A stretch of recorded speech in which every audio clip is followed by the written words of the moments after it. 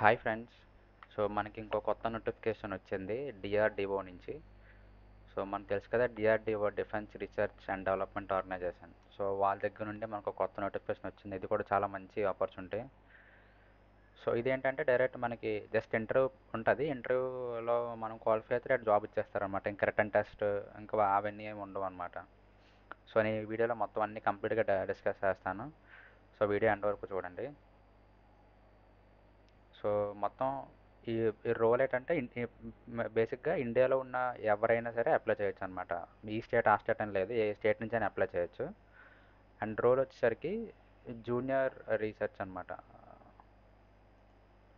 So junior research fellow role అయితే junior research fellow, but ఇందులో కొన్ని లెవెల్ ఆఫ్ డిసిప్లిన్స్ ఉంటాయన్నమాట. సో టోటల్ 11 పొజిషన్స్ ఉంటాయి. సో ఆ 11 పొజిషన్స్ ఎలా డివైడ్ చేశారంటే 4-4-3 అనమాట. 4 ఎలా అంటే ఈ క్వాలిఫికేషన్ ఉన్న వాళ్ళకి 4 వేకెన్సీస్, అండ్ ఈసీఏ వాళ్ళకి 4, ఎలక్ట్రికల్ ఇంజనీరింగ్ వాళ్ళకి 3, అలా అనమాట. అండ్ వీళ్ళకి ఇంటర్వ్యూస్ కూడా 21st ఏప్రిల్ ఎవరికి కంప్యూటర్ సైన్స్ అండ్ ఇంజనీరింగ్ వాళ్ళకి, అండ్ ఈసీఏ వాళ్ళకి 22nd, అండ్ ఎలక్ట్రికల్ ఇంజనీరింగ్ వాళ్ళకి 23rd ఏప్రిల్ నెక్స్ట్ మంత్ అనమాట. సో ఇవి ఇంటర్వ్యూ డేట్స్ అనమాట. అండ్ క్వాలిఫికేషన్ వచ్చేసరికి ఖచ్చితంగా బీటెక్ ఆర్ ఎంటెక్ ఉండాలి, ఏదో ఒకటి ఉండాలి. బీటెక్ ఉంటే ఖచ్చితంగా గేట్ స్కోర్ అనేది కొంచెం వ్యాలిడ్ స్కోర్ ఉండాలన్నమాట బీటెక్ ఉంటే. సో బీటెక్ ఉండి గేట్ స్కోర్ లేకపోతే దీనికి ఎలిజిబుల్ కారనమాట. ఓకేనా? సో ఇది. అండ్ నెక్స్ట్ ఇంటర్వ్యూ లొకేషన్ వచ్చేసరికి మహారాష్ట్ర అనమాట. సో దూరంగా ఉందని చెప్పి మీరు డిసప్పాయింట్ అవ్వద్దు. ఖచ్చితంగా వర్కౌట్ అయ్యే ఆపర్చునిటీ ఇది. ఒకవేళ మీకు ఇంట్రెస్ట్ ఉంది, వెళ్ళగలను అనుకుంటే వెళ్ళండి. అండ్ నెక్స్ట్ మనకి ఇనిషియల్గా మహారాష్ట్ర అడ్రస్, ఇది కంప్లీట్ అడ్రస్ అనమాట. సో నేను మీకు ఈ పీడిఎఫ్ కూడా కింద డిస్క్రిప్షన్లో ప్రొవైడ్ చేస్తాను, మీకు కావాలంటే అక్కడ నుంచి డౌన్లోడ్ చేసుకోవచ్చు. అండ్ మనకి ఇనిషియల్గా 2 ఇయర్స్కి మనకి జాబ్ ఇస్తారు, అండ్ తర్వాత ఇంకొక 2 ఇయర్స్ ఎక్స్టెండ్ చేస్తారనమాట. దాని తర్వాత మన పర్ఫార్మెన్స్ బట్టి ఇంకా ఫర్దర్గా ఎక్స్టెండ్ చేస్తారు. సో వీలైతే రిమూవ్ చేయరనమాట, రిమూవ్ చేయరు, కాకపోతే మన పర్ఫార్మెన్స్ బట్టి అలా ఎక్స్టెండ్ చేస్తూ ఉంటారనమాట. ఓకేనా? సో మనకు మంత్లీ అమౌంట్ వచ్చేసరికి స్టైపెండ్ వచ్చేసరికి 37,000 వేస్తారనమాట. That without house rent allowance. 37,000 కాకుండా మనకి మళ్ళీ ఇంకా house allowance, house rent allowance మళ్ళీ సెపరేట్గా వేస్తారనమాట. సో ఆన్ అండ్ యావరేజ్ అరౌండ్గా 40-45 ఆ రేంజ్లో వస్తుంది అనమాట ఓవరాల్గా స్టైపెండ్ వచ్చేసరికి.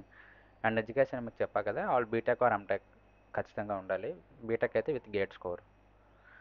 మనకి ఏజ్ లిమిట్ వచ్చేసరికి 28 ఇయర్స్ అనమాట. So minimum 28 years, sorry, upper limit maximum 28 years వరకు అప్లై చేసుకోవచ్చు అనమాట.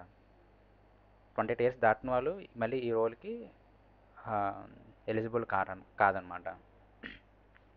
సో అది నెక్స్ట్ మీకు అప్లికేషన్ ఫామ్ కూడా మీకు ఇందులోనే ఉంటుంది. మీకు ఈ పీడిఎఫ్ నేను మీకు కింద డిస్క్రిప్షన్లో ఇస్తాను. మీకు మీరు జస్ట్ మమ్మల్ని దగ్గరలో ఉన్న నెట్ సెంటర్కి కానీ మీ సేవా సెంటర్కి కానీ వెళ్ళి ఇందులో ఉన్న మాకు ఈ పీడిఎఫ్ ఉన్న లాస్ట్ పేజ్ ప్రింట్ చేయండి అంటే వాళ్ళు ప్రింట్ చేసి ఇస్తారు.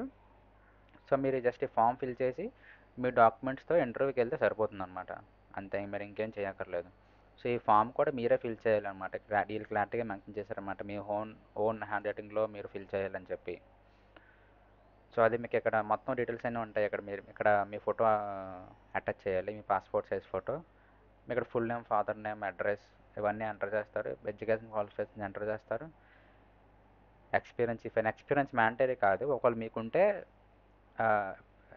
మీకుంటే ఇక్కడ ఫిల్ చేయండి, లేకపోతే పర్లేదు. ఈ ఈ రోల్కి అయితే మీకు ఎక్స్పీరియన్స్ ఏం అక్కర్లేదు అనమాట.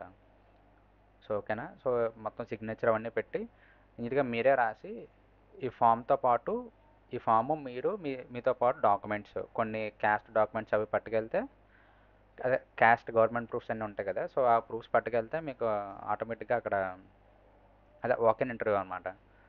సో మీకు అక్కడ డైరెక్ట్ ఇంటర్వ్యూ అయ్యి మీకు అదే రోజు కూడా మీకు తెలిసిపోతుంది అనమాట. సో మీరు క్వాలిఫై అయ్యారా లేదా ఏంటని.